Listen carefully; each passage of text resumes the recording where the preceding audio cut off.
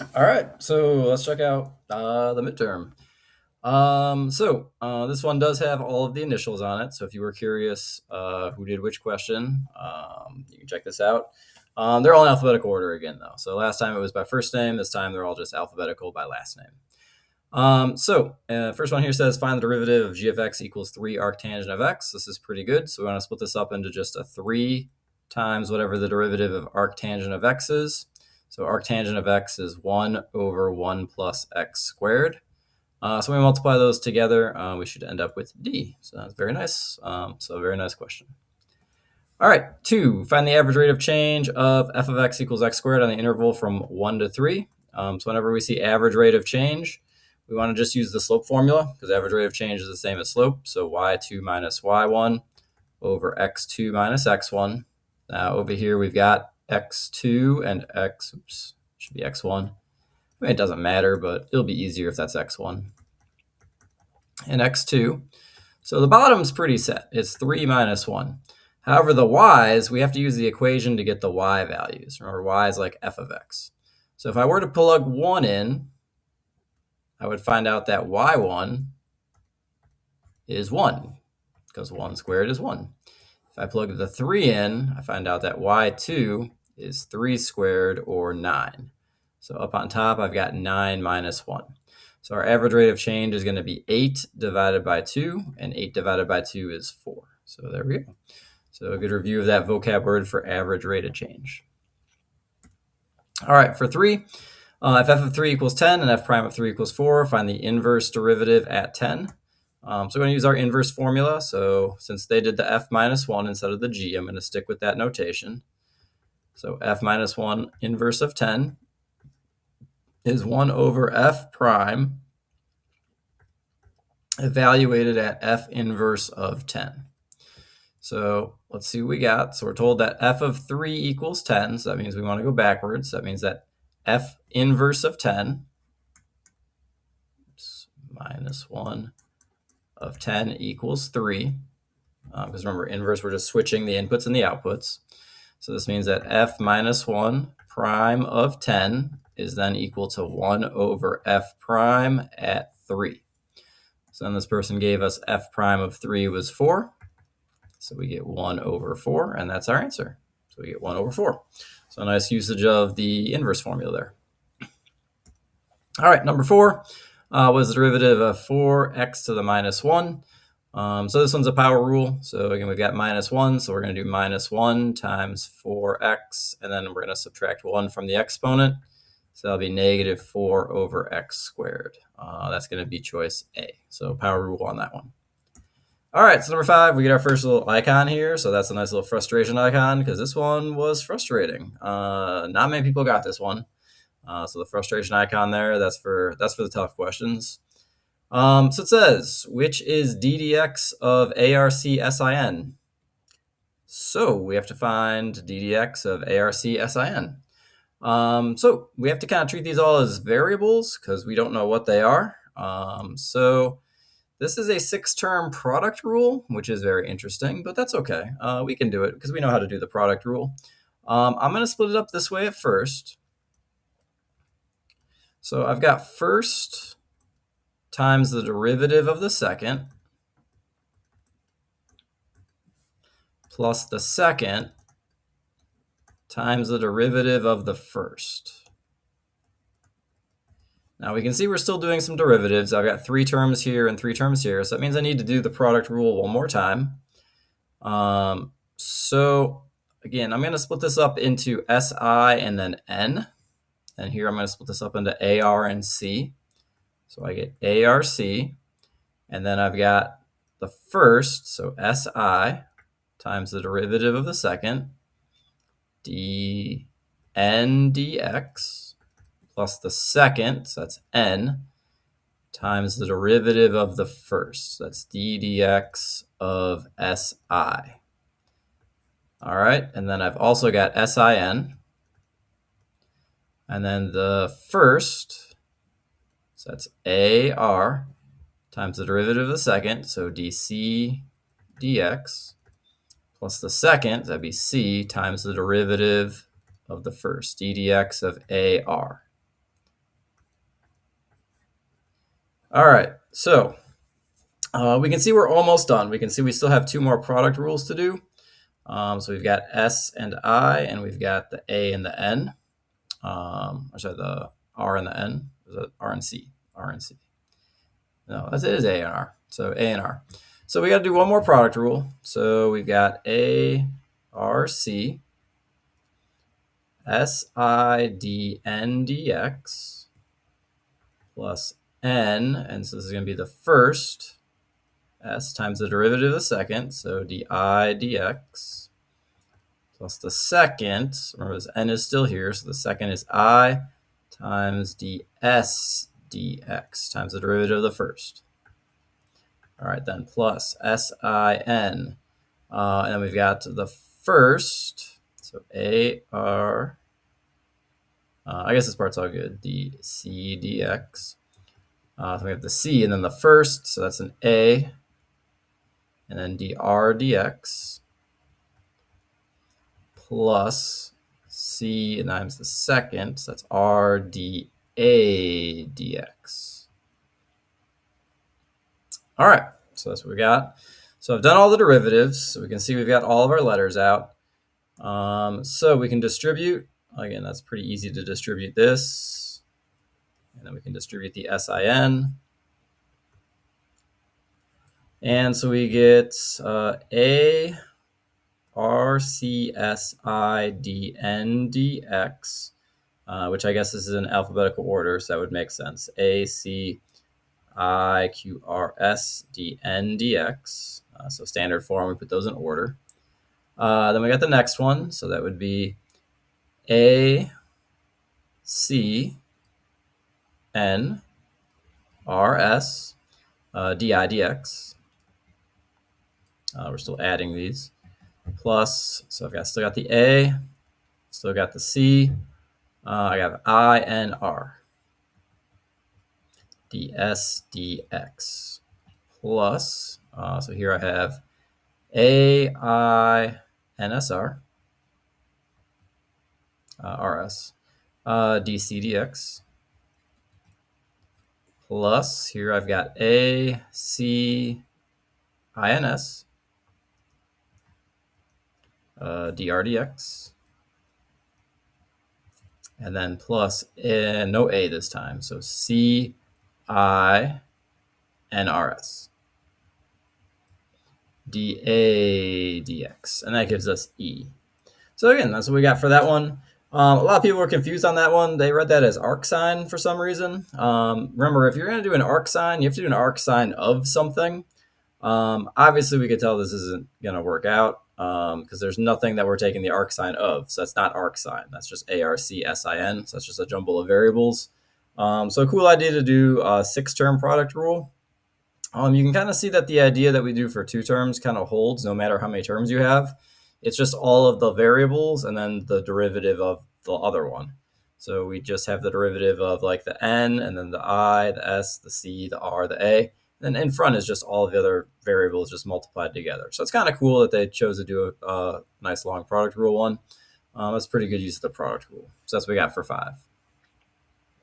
For 6, so this one, we got another little icon there. So once we kind of analyze these are questions that were ones that kind of made people think. So that means that people that tended to get this one right tended to do pretty well on the test. People that tend to miss this one probably did not do as well on the test. So these are some good ones to kind of check to see like, are we actually kind of understanding to the best of our abilities? So with this one, we have this function which describes the behavior of k of x as x approaches 3. So as x approaches 3, we have to find out what's happening with k of x. So if I were to plug a 3 in here, we would get 5 over 3 minus 3, which is 5 over 0. So that's a vertical asymptote. So a vertical asymptote is going to be either plus or minus infinity. So we can get rid of a, b, and c right away because none of them are plus or minus infinity. So we just have to decide which one is correct. Does infinity go from the left or does infinity go from the right? So we're going to have to test this. So to test this, we just kind of think about it. The easiest way to think about it is just pick a number that's, again, to the left of 3. Since there's only one turning point, since it's just going to happen at 3, you can literally pick anything that's below 3. So I could even pick, if I wanted to, I could pick 0.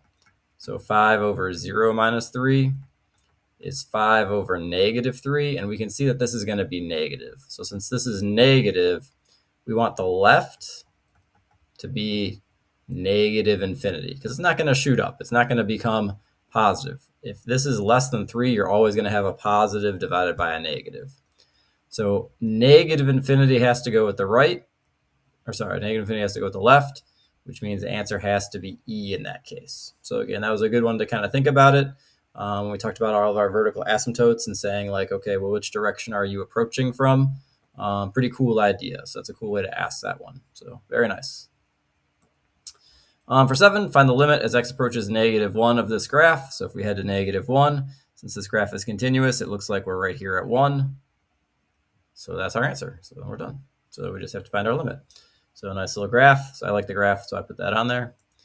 8, we have to find the limit as x approaches infinity of 3x plus 2 over x. If we wanted to do this from unit 1, we would just divide everything by the highest power of x, which is just x. So that would be 3 plus 2 over x over 1, which is 3 plus 2 over x. And the limit as x approaches infinity of this is 0. So 3 plus 0 is 3. So we want to answer 3. So again, we're not going for this answer because, again, we couldn't actually plug infinity in, so this doesn't make sense as a choosable answer. We want to go with 3. DNE wouldn't work either. So we're going with 3 on that one. If you want, you can also L'Hopital this one because it does give you infinity over infinity, which is indeterminate form. Some people, I think, did this. So then they did the derivative of the top. So we did the limit as x approaches infinity of 3 over 1, which again gets us to 3. So very nice. So for 9, this was the hardest question on the test. Nobody got it right. So full 0. So nobody even guessed it right.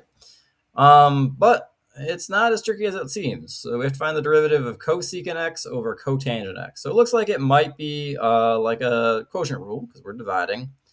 But none of the answers here have cotangent squared on the bottom. So that makes me a little suspicious. It's not supposed to be a quotient rule. So instead of it being quotient rule, it's actually one of them where you have to select the right way to take the derivative. Because it turns out if we just turn these all into sines and cosines, this becomes not cosecant, but 1 over sine of x. And then cotangent becomes cosine of x over sine of x. And these signs are just going to cancel out.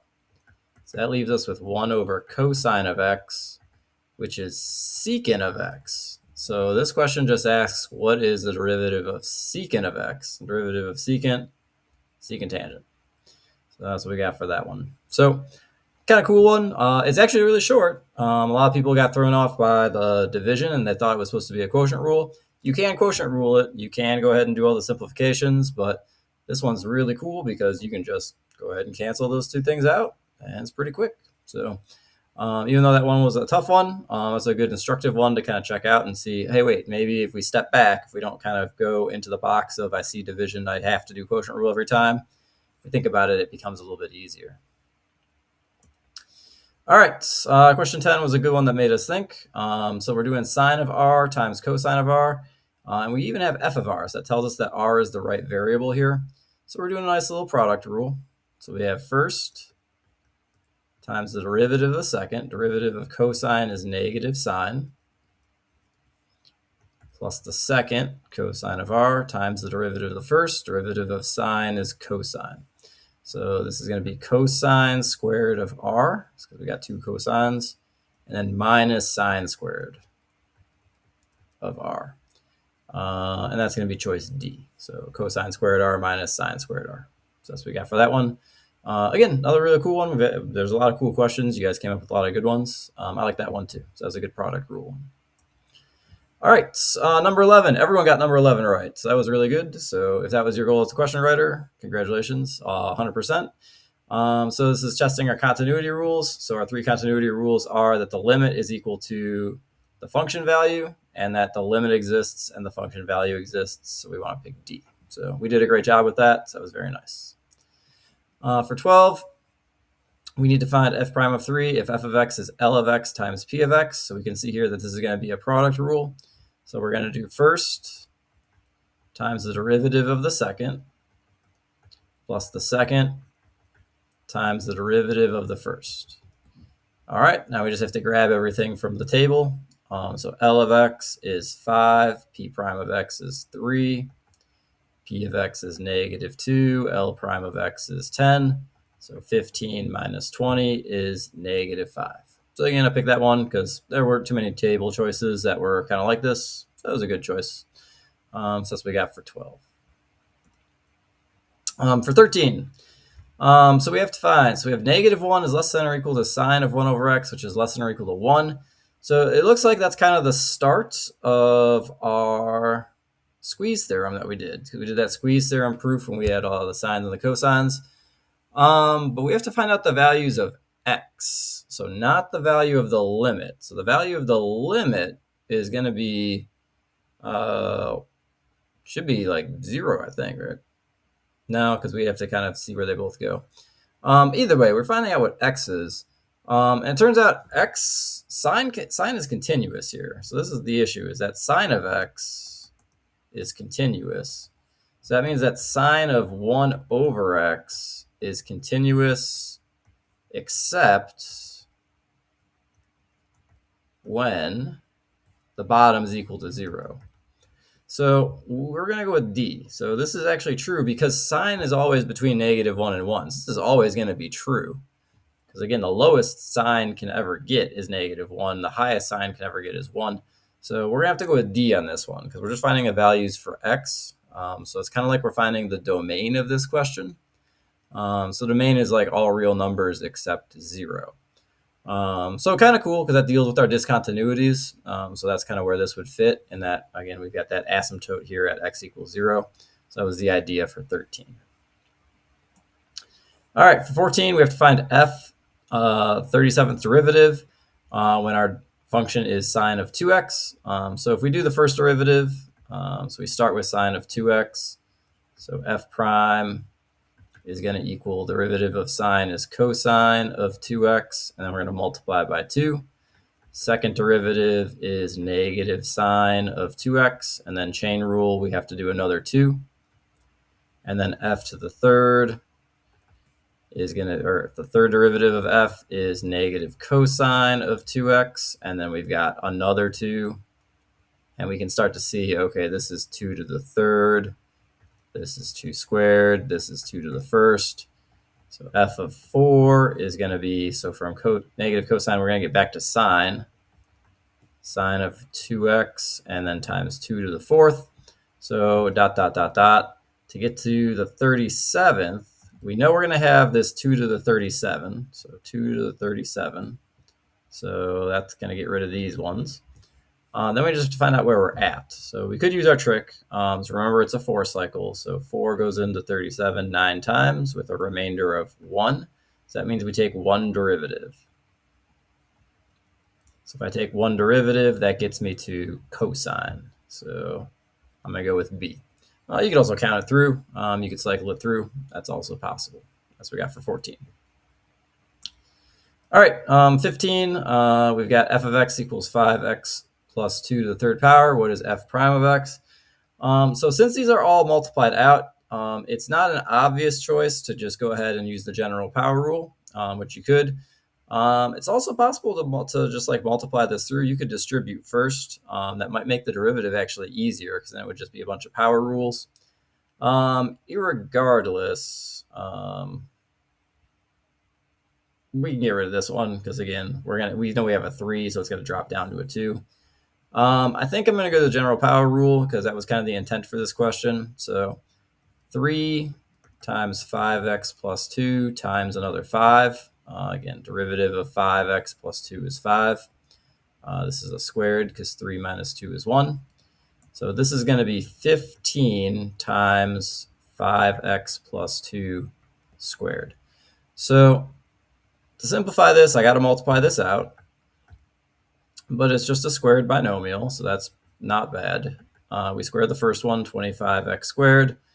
5 times 2 is 10, times 2 is 20. 2 squared is 4. All right, and we got to multiply 15 by all of these things. So we can kind of see right now what the answer is going to be, because 15 times 25 is definitely not any of these choices, but it is 375, because 15 times 20, 15 times 2 is 300. So an extra half is going to get us up to the 75. And then we've got plus 4 times 15 is 60. So there we go. So we should get E. All right, for 16, this is our derivative. We need to find the limit as x approaches 2. Since this is a continuous function, we just kind of plug the 2 in and find out what we get. So 3 times 2 squared minus 2 times 2 plus 5. So 2 squared is 4. 4 times 3 is 12. Minus 4 plus 5. So that's 1. So 12 plus 1 is 13. So we get B. So that's what we got for that one. 17, we got another fun little chart here. We're finding the limit as x approaches 2 of this expression, h of x times 5 f of x plus g of x. So with our limit properties, this is the limit as x approaches 2 of h of x times the limit as x approaches 2 of 5 f of x plus g of x. So the limit as x approaches 2 of h of x, we can look that up. That's just going to be 2. So this is 2 times. The limit as x approaches 2 of f of x is 4. So that's 5 times 4. And then the limit as x approaches 2 of g of x is negative 6. So this is 2 times 20 minus 6. 2 times 14 is 28. So that one deals with all the limit properties. So that's what we got for 17. 18, we have the balloon rising vertically at 3 meters per second.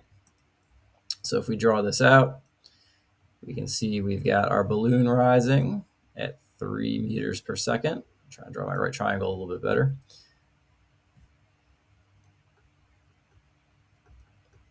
All right. When the balloon is 40 meters above the ground, all right, a person standing 30 meters horizontally away from the point of the ground directly below the balloon. How fast is the distance between the person and the balloon? So that would be this is what we're trying to find. How fast is that distance increasing at that moment? All right, so we're trying to find the dc dt. I'll just use the Pythagorean theorem real quick. So what do we got? 3, 4, 5. So 30, 40, 50. All right, so our rate box. So our A, I'm going to make this A just because that's the smallest one. So A is 30. dA dt, well, the person doesn't move. The balloon's going straight up, so dA dt is 0 because that's not changing. This is just always going to be 30. So even if the balloon goes up, that person is still 30 feet away from this thing going up and down. So dA dt is 0. B is going to be this side, so B is going to be 40. dB dt we were given, that's 3. C is 50. dC dt is going to be what we're trying to find. So that's going to be our rate box. I think that looks pretty good.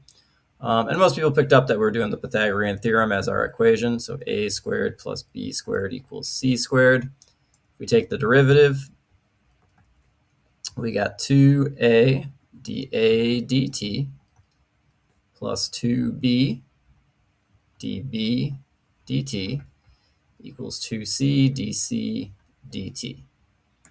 All right, substituting in everything we got in our rate box, that's going to be 2 times 30 times 0 plus 2 times 40 times 3 equals 2 times 50 dC dt. Looks like I'm in the way there. So that's going to give us, this is 0. This is going to be 6 times 40. Let's just cancel these 2's out. This is going to be 120 over 50. I have to divide by 50 for dC dt. So that's 12 over 5, which is 2.4. So 2.4 it is. So we get B for that one. So again, that one made some people think. Some people were a little bit puzzled at dA dt, but we got to think about it. That's why we draw the picture to realize that A isn't changing. So this distance is always constant. That's what we got for 18. 19, we got a local linearization. We're going to estimate our value of f of 1.25 given our equation for f of x here. So I'm actually going to approximate m just because the equation is right here. So m is like f prime of x. So that's going to be 3x squared minus 6x plus 10. I want to evaluate this at a point I know. Now, this person was a little bit tricky because they didn't give you a point that you know. So you have to think, all right, what could I plug in here that's close to 1.25? I'm thinking 1 is pretty close to 1.25.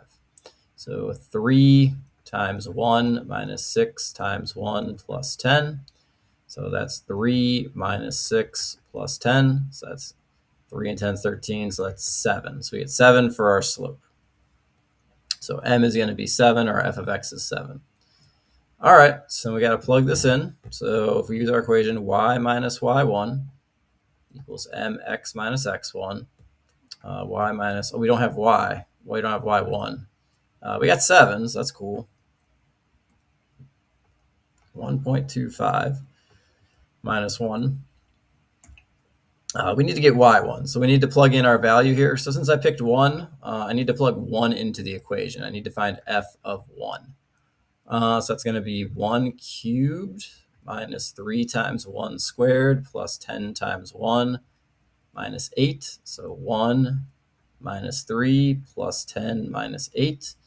So 1 minus 3 is negative 2. 10 minus 8 is 2. That's pretty cool. We got 0. So that person made it pretty nice. Okay, all right, well, that means that y equals 7 times 1/4, which is 7/4. 7/4 is 1.75. So there we go. We got D. So that's what we get for that one. Pretty cool. Good question. All right, for 20, it wants what's the possible value for the continuous function between the points 0 and 4, given this function. So the idea behind this one is we have to kind of think about what this is. So it seems since it's continuous and we have a closed interval, it's probably an intermediate value theorem question.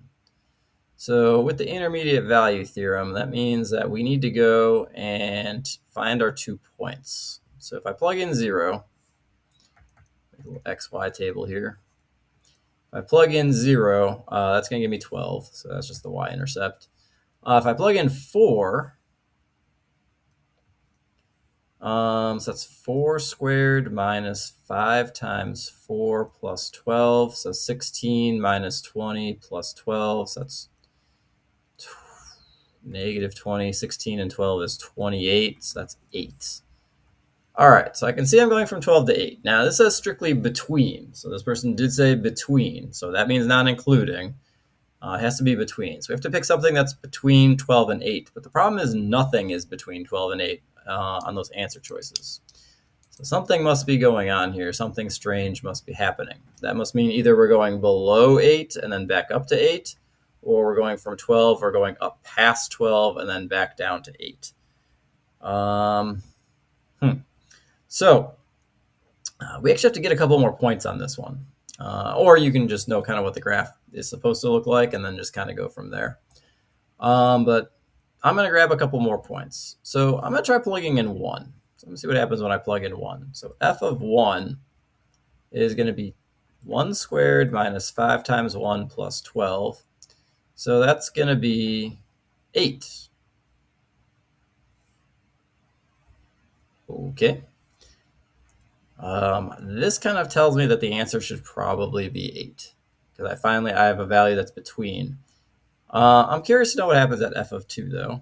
So 2 squared minus 5 times 2 plus 12. So 2 squared is 4. 5 times 2 is 10 plus 12. 4 plus 12 is 16 minus 10, so that's 6. Okay, well, I'm getting lower, so maybe now I'm kind of heading to 2. So let's find f of 3 real quick. F of 3 is 3 squared minus 5 times 3 plus 12. So that's 9 minus 15 plus 12. Negative 15 and 12 is through negative 3. So 9 minus 3 is 6. So we get 3 and 6. Okay, so this kind of tells me that, all right, I kind of have the right shape of the parabola. but I actually need the minimum because I need to make sure that I don't go down to 2. Luckily, since it's a parabola, it's got to be symmetric about the axis of symmetry. So that means I need to find 2.5. 2.5 is a hassle. We're going to call that 5 halves, not 5/3, 5 halves.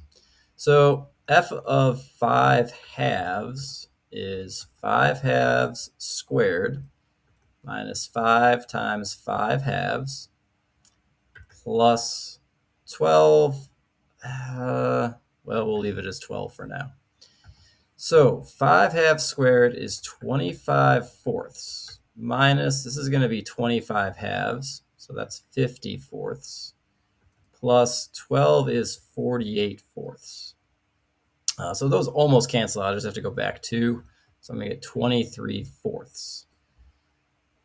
Okay, well, 23 fourths is 5.75. So my minimum is 5.75. So if I were to graph this thing out, I've got 0, 12, 1, 8, 2, 6, 2.5, 5.75, 3, 6, and then 4, 8. So that makes sense. We got a nice little parabola. Well, I guess we don't have the arrows because it's only going between 0 and 4. No arrows. And we're going from, my high point here at 12 to my low point, which is actually not 8. It's 5.75. So these are the values that we have to use for the intermediate value theorem. So our intermediate value theorem are the numbers between 5.75 and 12. And yeah, 8 is between 5.75 and 12. So we can conclude that 8 is the answer for that one. So cool idea, again, because it uses the parabola. Again, you might have been able to do this a little bit faster with some Algebra 2 knowledge. Just plot the parabola to get the minimum, or use your vertex formula, negative b over 2a, to find the x value, and then plug that in to get the y value. And then 12 is very nice because it's the y-intercept, so you know it's got to be between that and 12. So that's what we get for 20. 21, that was one of the easier ones, which is nice because I think this one was on the study guide, but this one's just a memorization one. The answer is 1. Some people did L'Hopital, cosine of x, the limit as x approaches 0 of cosine of x over 1. Cosine of 0 is 1. 22, which interval is this increasing? So a couple of people asked, I said, is D and C, are those the same? No, because of the parentheses. So choice D is negative infinity, no, that's an 8, negative infinity to negative 5 unioned with negative 5 to infinity, which would mean this is not negative 5. This is all real numbers because that's negative infinity to infinity. So that's the difference between C and D. A lot of people said this is just a line, so this is always just increasing. So we can kind of see that that's always increasing. So the answer is going to be C. So the answer is not D. The answer is C. We would not pick either of these because it's not true. Because again, you can see over here at 0, it is increasing. So that's why it's not just 1. And then like if we were over here at like negative 20, it would still be increasing. So that's why it's not 2. Not 2 only. For 23, a graph has a hole at x equals 3, but the left and the right sides of the graph meet at the same height. What type of discontinuity is this? So we can plot this out. So we've got a hole, left and right side meet at the same point. So in this case, our hole is a removable discontinuity because we could take the limit of that and then plug in the hole. So good job with the vocab there. So that's what we want to do for that one. 24, we have our balloon, another standards dreads one here. So we have our nice little balloon, and we are inflating our balloon. So we're pumping our balloon up. So in our rate box, we're told that the balloon's being inflated at a rate of 3 cubic feet per minute. So that's dV dt. At what rate is the radius increasing? So dr dt is what we're trying to find out when the radius is equal to 2 feet. All right. So if we go ahead and get our equation, looks like we're doing volume.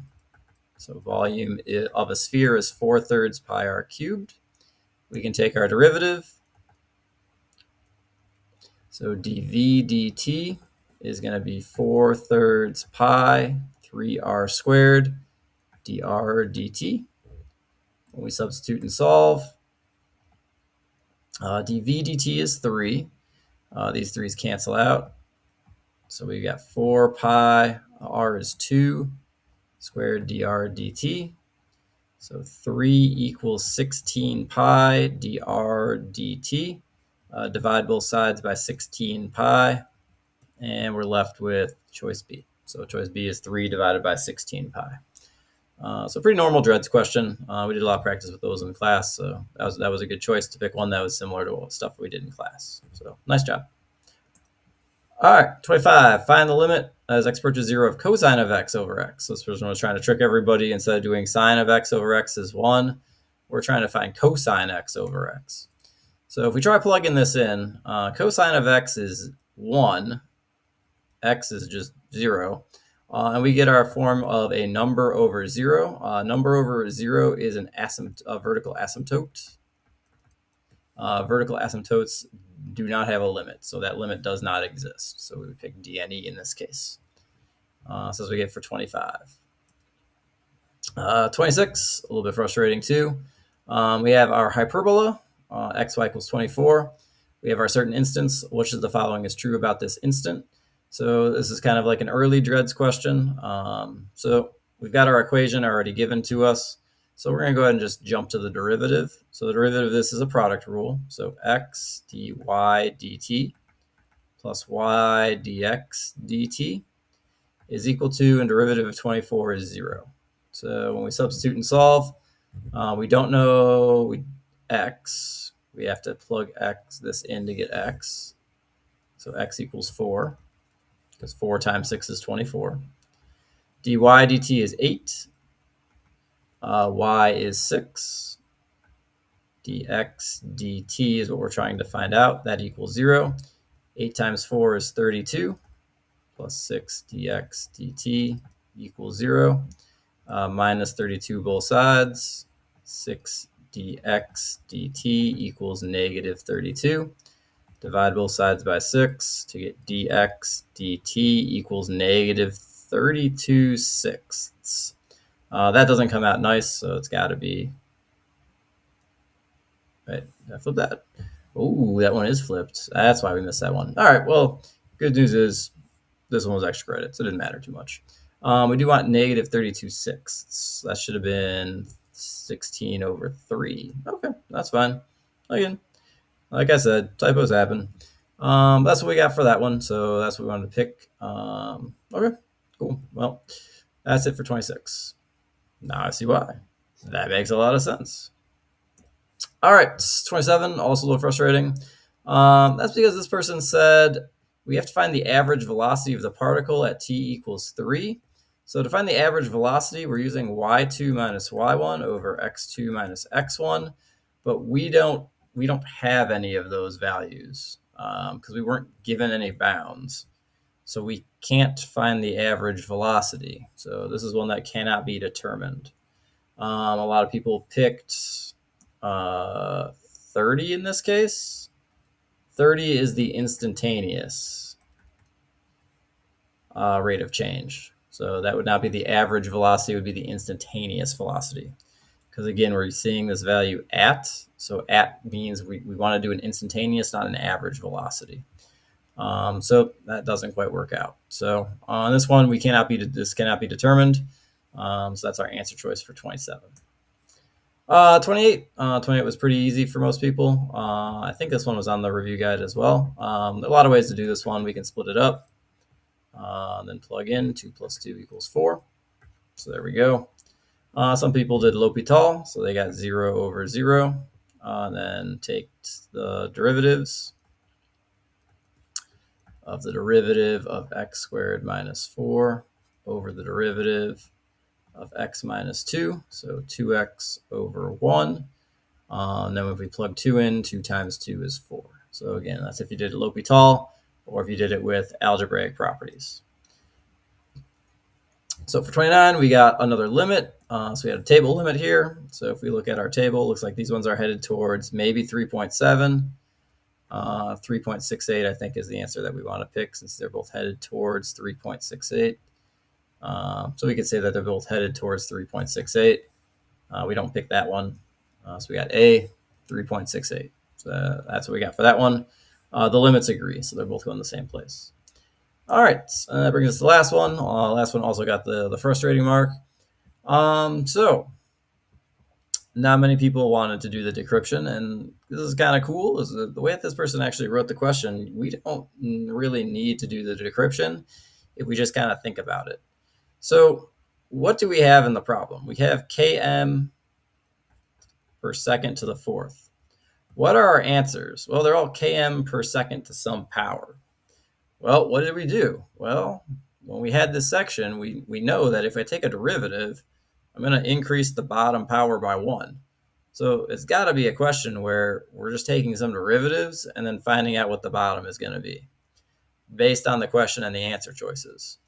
So kind of cool that we don't even need the question to kind of do the question. Now the trick, though, is we have to find out how many derivatives we need to take. Well, wait. If I need to find out how many of something to do, that means I'm doing it repeatedly. And if I look in this code, I see a lot of repeated things. Yeah, so what's repeated? It looks like it's this cam, ecam, ecam, ecam, ecam, ecam, ecam, ecam. 1, 2, 3, 4, 5, 6, 7 ecams. Well, if I know the goal of the question is to take a bunch of derivatives, ecam's got to be the derivative. And going through the whole encryption and decryption, like it just ends up to be the little prime mark. So if I want to take 7 derivatives, not equals, but that's going to lead to km over seconds to the 11th. Because again, 4 plus 7 would be 11. Now that's not a choice. So that means something is a little bit off. And that's because if we come back over here, we see this SHIKSBUE, blah, blah, blah, blah, blah. Well, wait. Get rid of this AO real quick. This shows up right here. And if I think about it, well, that's got to be like the parentheses. Because we're doing some derivatives. Okay. But what's hiding here? Another ecam. So this isn't the original. This is actually f prime. So to get to the 7th derivative, I'm not actually doing 7. I need to add 6. So I'm going to get secant to the 10th power. And E is the answer on that one. So this one didn't actually require any decryption using the algorithm because it's easily hackable. So we can just hack it. Because they just had this repeated thing over and over and over again, we can just kind of figure it out. So kind of cool that they threw that in there. Don't know if that's intentional, that they made it intentionally easy to hack, but it does make it kind of a cool question. Kind of goes back to how we were practicing some of the PPC things, where we were looking at all the information first before we looked at the question to try and guess at what the question was.